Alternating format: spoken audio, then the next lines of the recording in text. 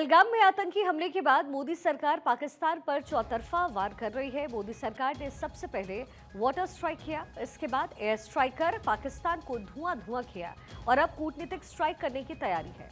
इसके लिए 7 स्पेशल टीमें बनाई गई हैं जो कि विदेश जाकर विभिन्न देशों को पाकिस्तान की नापाक करतूत के बारे में विस्तार से बताएगी। पहलगाम हमले में पाकिस्तान की भूमिका और अंतर्राष्ट्रीय स्तर पर उसको एक्सपोज करने के लिए जाने वाली सांसदों की टीम को ब्रीफिंग इस समय दी जा रही है। विदेश सचिव विक्रम मिस्री सांसदों के साथ प्रतिनिधिमंडल को 2 चरणों में ब्रीफिंग देंगे। पहले चरण की ब्रीफिंग दी जा रही है और दूसरे चरण की ब्रीफिंग 23 मई को होगी। दरअसल आतंकियों का गढ़ बन चुके पाकिस्तान को बेनकाब करने और फिर ऑपरेशन सिंदूर की इंफॉर्मेशन देने के लिए सर्वदलीय 7 डेलीगेशन को दुनिया के कई देशों में भेजा जा रहा है। ये पूरा डेलीगेशन दुनिया के 32 देशों की यात्रा करेंगे और इस दौरान ये बताएंगे कि कैसे पाकिस्तान आतंकवाद को बढ़ावा देता है। इसमें अलग अलग पार्टियों के सांसदों को शामिल किया गया है। पाकिस्तान फिर से बेनकाब होगा क्योंकि हमारी टीम इस समय भारत की तरफ से तैयार की गई है। इस टीम में कौन कौन शामिल है ये भी इंफॉर्मेशन आपको दे, लेकिन 2 चरणों में विदेश जाने वाली डेलीगेशन की ब्रीफिंग हो रही है। आज से इसकी शुरुआत भी हो चुकी है। संसद भवन में सांसदों को ब्रीफिंग दी जा रही है। विदेश सचिव विक्रम मिस्री वहां प्रेजेंट है, मौजूद हैं और सांसदों को पूरी इंफॉर्मेशन दे रहे हैं। 7 डेलीगेशन के नेता कौन कौन से हैं ये भी जरा आपको सिलसिलेवार तरीके से बताते हैं। शशि थरूर कांग्रेस से, रविशंकर प्रसाद बीजेपी से, Sanjay Kumar Jha JDU, Baijayant Panda BJP, Kanimozhi Karunanidhi DMK, Supriya Sule NCP, Sharad Pawar गुट, श्रीकांत शिंदे शिवसेना। ये 7 डेलीगेशंस जिसकी ये जो तमाम पॉलिटिकल लीडर्स हैं वो अगुवाई करते हुए नजर आएंगे।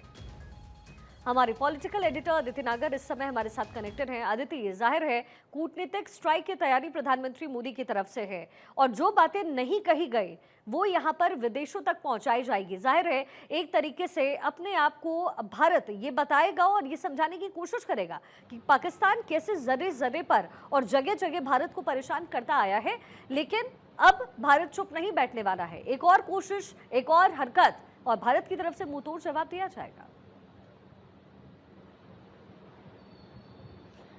51 सांसद और नेता, उसके साथ साथ 8 राजनयिक लोग हैं, राजदूत हैं और ये तमाम जो लगभग 59 जो लोग हैं ये दुनिया भर में जाएंगे। 33 देश जाने वाले हैं और उन 33 देशों में ये बताया जाएगा कि क्या हुआ था ऑपरेशन सिंदूर, क्यों हुआ था। आपने कभी जर्नलिज्म में देखा होगा कि W's होते हैं, H होता है, व्हाट, व्हाई, हाउ, इन तमाम चीज़ों को बताया जाएगा। अब इसके पीछे की रणनीति तो हम समझेंगे ही, लेकिन उससे पहले आप देखिए कि इस पर कितनी रणनीति हो रही है। लेकिन अच्छी बात यह है कि जिस तरीके से कई बार ऐसी स्थितियां हुई जब इंदिरा गांधी, राजीव गांधी, मनमोहन सिंह सरकार, अटल बिहारी वाजपेयी जी भी खुद गए थे जब नरसिम्हा राव की सरकार थी, और ऐसा कई बार हुआ था कि हमने दुनिया भर में अपने डेलीगेशंस भेजे जिसमें विपक्ष भी मौजूद था। और अब जब हम लोकसभा में जब चर्चाएं देखते थे, लोकसभा में जब अक्सर ये बात होती थी और आपसे कई बार चर्चा होती थी दौरान जब लोकसभा चल रही होती थी कि किस तरीके से किसी एक मुद्दे पर भी सहमति नहीं बन पा रही। आप देखिए कि जब बात देश की होती है तो किस तरह से सहमति होती है। ये बात अलग है कि कांग्रेस ने आरोप लगाया कि 4 नाम भेजे, उसमें से एक ही को चुना गया और तमाम तरीके की बात हुई। लेकिन आप देखिए इसमें टीएमसी, अभिषेक बनर्जी से लेकर सब यूसुफ पठान से लेकर तमाम तरीके की चर्चाओं में नाम आए। ये अपने आप में एक बहुत खूबसूरत बात है। लेकिन अब ये जो 33 देश जाएंगे वो करेंगे क्या, उसको लेकर भी डेलीगेशंस की ट्रेनिंग या उनको एक सेशन दिया जा रहा है।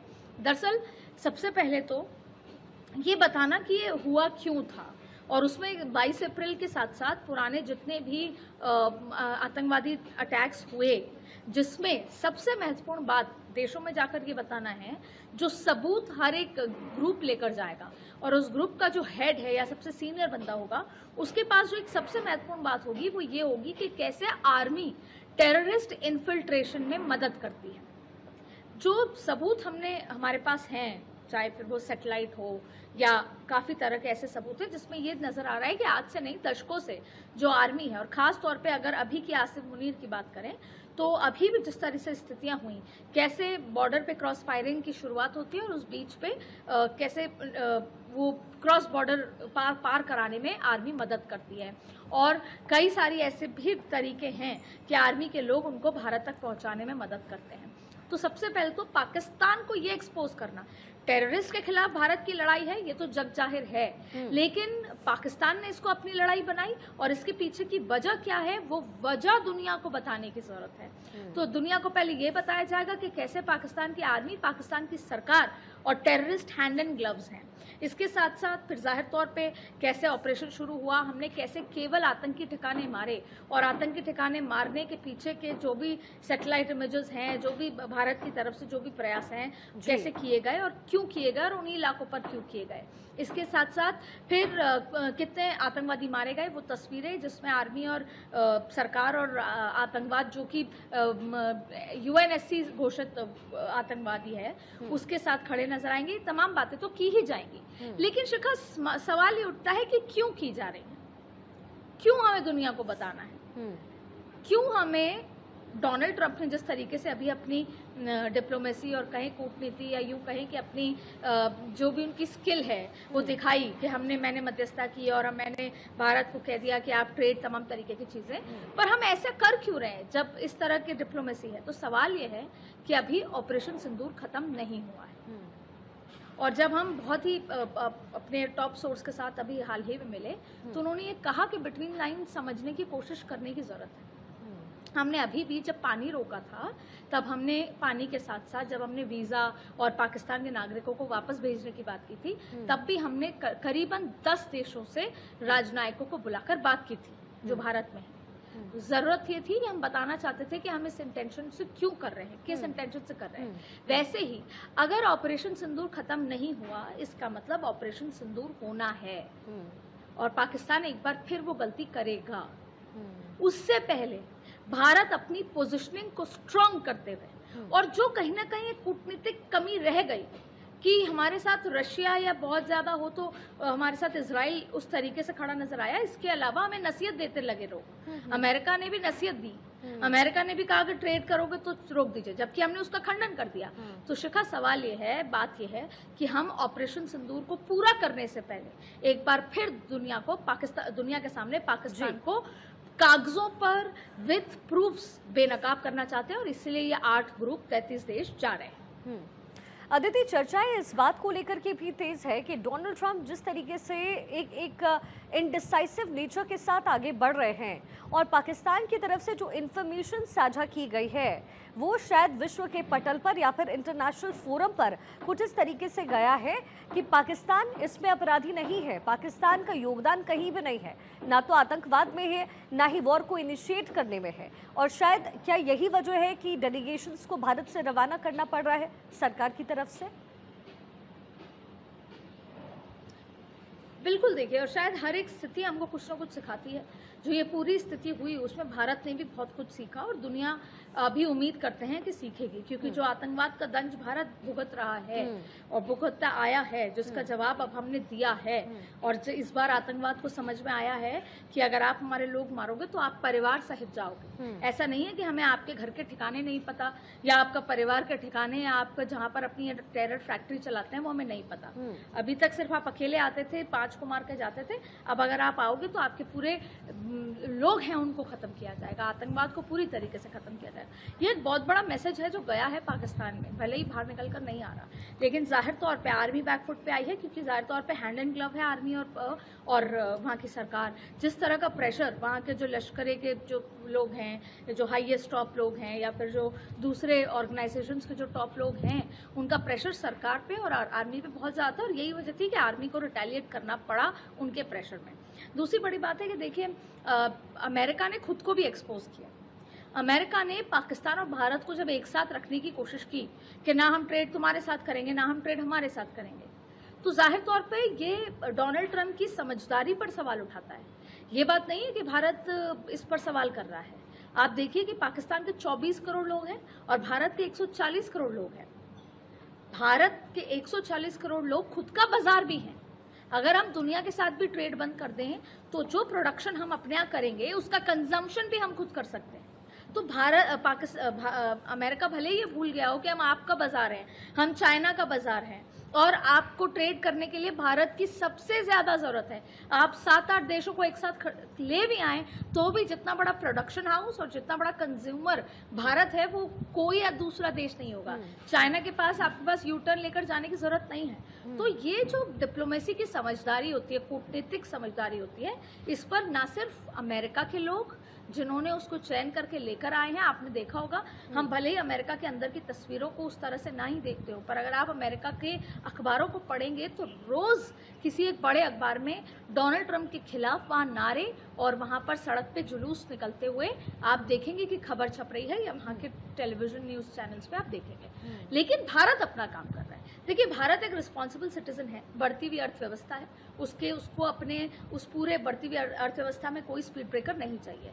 तो ऐसी स्थिति में वो दुनिया को एक बार बताना चाहता है, वो ये बताना चाहता है कि चाइना भले ही किसी आंख बंद करके पाकिस्तान के साथ है, पर जिस दिन बीजिंग में बम फटेगा उस दिन आपको आतंकवादी दोस्ती का नुकसान समझ आएगा।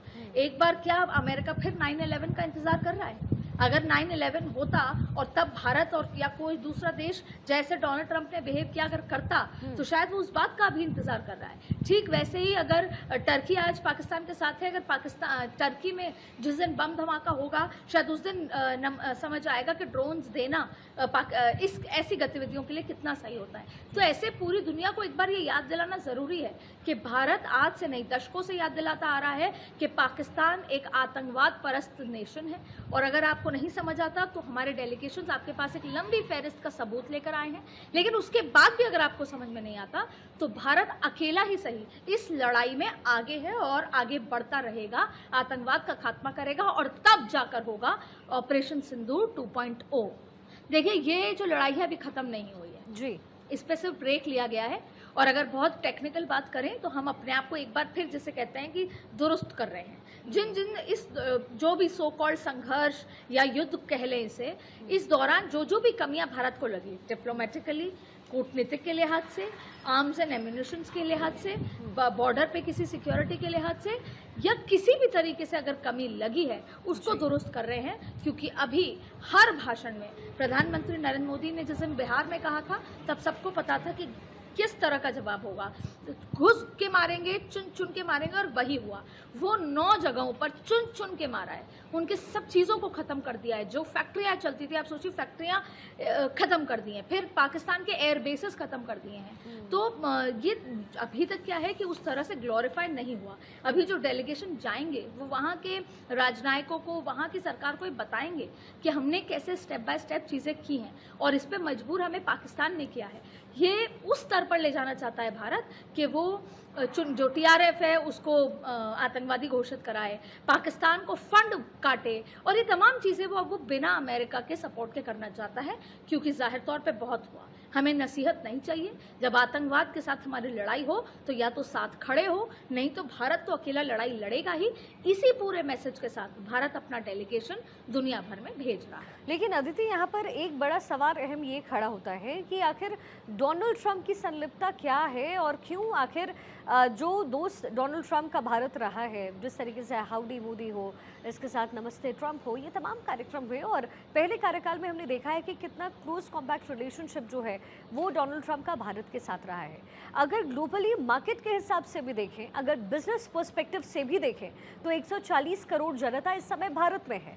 तो फिर डोनाल्ड ट्रंप आखिर क्या वजह है कि पाकिस्तान, जो कि आतंक परस्त एक देश है, उसको सहयोग कर रहे हैं या सपोर्ट कर रहे हैं, या फिर सीधी सी बात यह है कि अमेरिका फर्स्ट की नीति है, सीज फायर की बात कहकर डोनाल्ड ट्रंप खुद को बड़ा दिखाना चाहते हैं, फिर चाहे मार्केट में कुछ भी हो। डोनाल्ड ट्रंप पीस का पुरस्कार लेना चाहते हैं कि वो सबसे बड़े पीस मेकर इस दुनिया के। लेकिन आप देखें कि जो पाकिस्तान के लोग वहाँ पर रह रहे हैं अमेरिका में, वो भी अगर चलते फिरते बात होती है, या रेस्टोरेंट्स जो खोल रखे हैं वो भारतीयों के नाम से खोल रखे हैं, इंडियंस के नाम से। और अगर एक कोई पाकिस्तानी अमेरिका जाना चाहे और एक भारतीय जाना चाहे तो पाकिस्तान का 90% ऑफ द केस में रिजेक्ट कर दिया जाता है और भारतीय का अप्रूव हो जाता है। तो देखिए, सबसे महत्वपूर्ण बात यह है कि डोनाल्ड ट्रंप को भी पता है कि उन्होंने 2 एकदम विपरीत तरीके के देशों को कंपेयर करके वैश्विक स्थिति पर एक आलोचना मोल ली है। लेकिन डोनाल्ड ट्रंप एक विम्सिकल, अनप्रिडिक्टेबल, उनको खुद नहीं पता अभी आधे घंटे बाद वो क्या बयान दे देंगे। ही हिमसेल्फ, उनका जो वो इनवॉलंटरी एक्शन कहते हैं जिसे, ये उनकी स्पीच इज इनवॉलंटरी एक्शन, उनको पता ही नहीं है वो क्या बोल देंगे, और ये अब पूरी दुनिया समझने लगी है। लेकिन क्या होता है कि क्योंकि अमेरिका सुपर पावर है और अमेरिका को दशक लग गए, बहुत बहुत सारे साल लग गए जब उसको सुपर पावर बने, तो जाहिर तौर पे अमेरिका की हर प्रतिक्रिया इम्पैक्ट करती है। लेकिन जिस तरीके से डोनाल्ड ट्रंप का कार्यकाल शुरू हुआ, जिस तरीके से आपने देखा कि डोनाल्ड ट्रंप जब हारे भी थे तब किस तरह का रिएक्शन हुआ था, तब किस तरीके से लोग, उनके जो समर्थक थे, टूट पड़े थे कैपिटॉल बिल्डिंग पे। तो डोनाल्ड ट्रंप जो भी करते हैं वो लीगली तो सही करते नहीं है। अगर उनके ऊपर केसेस देखे जाएं या उनके ऊपर तमाम चीज़ें देखी जाएं तो आप देखेंगे एक लंबी फहरिस्त है। और तभी जब उनको चुनकर आए प्रेसिडेंट, तब भी इस बात की चर्चा थी कि क्या ये संभव भी है। तो ऐसी स्थिति में डोनाल्ड ट्रंप क्या बोल जाएं क्या ना बोल जाएं, हाँ ये पता है उनको। देखिए, अमेरिकन की एक बेसिक आदत है कंफ्यूजन क्रिएट करके रखने की, एक बैलेंस क्रिएट करके रखने की। जिस तरीके से वो भारत को अपने साथ लाता है चाइना को बैलेंस करने के लिए, उसको पता है कि भारत को किसी और देश से कोई मतलब नहीं है, लेकिन अगर आप पाकिस्तान को सपोर्ट करोगे तो कहीं ना कहीं भारत को इम्पैक्ट होगा। तो वो भारत को बैलेंस करने के लिए पाकिस्तान की तरफ झुकाव रखता है और चाइना को बैलेंस करने के लिए भारत की तरफ झुकाव रखता है, और यही पूरी रणनीति है। और रशिया जाहिर तौर पर उससे बात नहीं करता, तो वो उसके लिए भारत इंपॉर्टेंट है रशिया लिहाज से भी। तो वो कहीं ना कहीं जो परम्यूटेशन, कॉम्बिनेशन और इक्वेशन को सेट करने के लिए, यानी कि अब ट्रेड और टैक्स को की वजह से, और शायद डोनाल्ड ट्रंप उससे बियॉन्ड सोच ही नहीं पाते। वो अपने इस कार्यकाल को महान कार्यकाल घोषित करके पीस मेकर का एक पुरस्कार लेना चाहते होंगे। अब वो ये बात इजराइल से नहीं कर रहे, ना ही उन्होंने यूक्रेन, जबकि तो उनका सबसे जो शपथ या यूं कहें कि चुनाव की सबसे बड़ी जो उनकी रीजन था, वो कहा था कि मैं यूक्रेन और रशिया का वॉर रोक दूंगा, ना वो कर पाए। तो कहीं ना कहीं क्योंकि भारत एक डिसिप्लिन्ड कंट्री है, तो भारत पे उन्होंने करने की कोशिश की, जिसको भारत ने नकार दिया। ना तो ट्रेड की कोई बात भारत के साथ हुई है, ना डोनाल्ड ट्रंप की वजह से ये वॉर या ये संघर्ष रुका है। ये सब भारत के अपनी कूटनीति, अपने फैसले थे। जो भी है, सही है या गलत है, ये सब भारत सरकार के, भारत के खुद के फैसले थे। जाहिर है। और डोनाल्ड ट्रंप क्या सोचते हैं, क्या कहते हैं और आगे क्या करेंगे, इसका कोई ठिकाना नहीं होता। लेकिन भारत क्या करेगा, क्या सोचता है, ये वैश्विक पटल पर रखने की कोशिश हो रही है। डेलीगेशंस विदेश की यात्रा पर रहेंगे। आज उनकी ब्रीफिंग हो रही है, अगली ब्रीफिंग 23 मई को होने वाली है। और भारत का रुख इस समय पूरी तरीके से स्पष्ट है। अदिति, बहुत शुक्रिया इस पूरे विश्लेषण के लिए।